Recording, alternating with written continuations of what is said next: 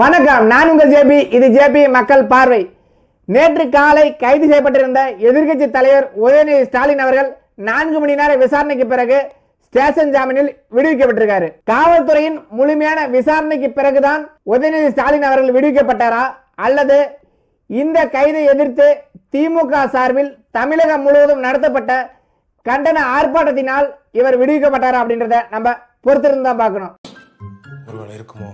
இன்று நடைபெறவிருக்கின்ற சட்டமன்ற கூட்டத்தொடரை மையமாக கொண்டு எதிர்க்கட்சி தலைவர் உதயநிதி ஸ்டாலின் அவர்கள் கைது செய்யப்பட்டார் அப்படின்னு திமுக சார்பில் பேசப்பட்டு வந்தது. இப்போது இவர் விடுவிக்கப்பட்டிருப்பது திமுகவினரிடையே பெரும் வரவேற்பை பெற்றுள்ளது. இன்று நடைபெறவிருக்கின்ற சட்டமன்ற கூட்டத்தொடரில் இந்த கைது குறித்து விவாதம் எழுப்பப்படுமா? அப்படி எழுப்பப்பட்டால் ஆளுங்கட்சியின் பதில் இதற்கு என்னவாக இருக்கும்?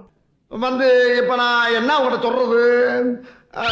இன்று நடைபெறவிருக்கும் சட்டமன்ற கூட்டத்தொடரில் தாவேக அரசு சார்பில் முதல் முறையான முழுமையான பட்ஜெட் தாக்கல் செய்யப்பட இருக்கு. இந்த பட்ஜெட்ல என்னென்ன திட்டங்கள் அறிவிக்கப்படும், அதனால யார் யார் பயன்பெறுவார் அப்படின்றத நம்ம பொறுத்திருந்தா பார்க்கணும். இப்போ நம்ம சேனலை ஃபர்ஸ்ட் டைம் பார்க்குறீங்கன்னா லைக் பண்ணுங்க, ஷேர் பண்ணுங்க, மறக்காம சப்ஸ்கிரைப் பண்ணுங்க. மீண்டும் ஒரு உண்மை சம்பவத்தில் உங்களை சந்திக்கும் வரை நான் உங்கள் ஜேபி.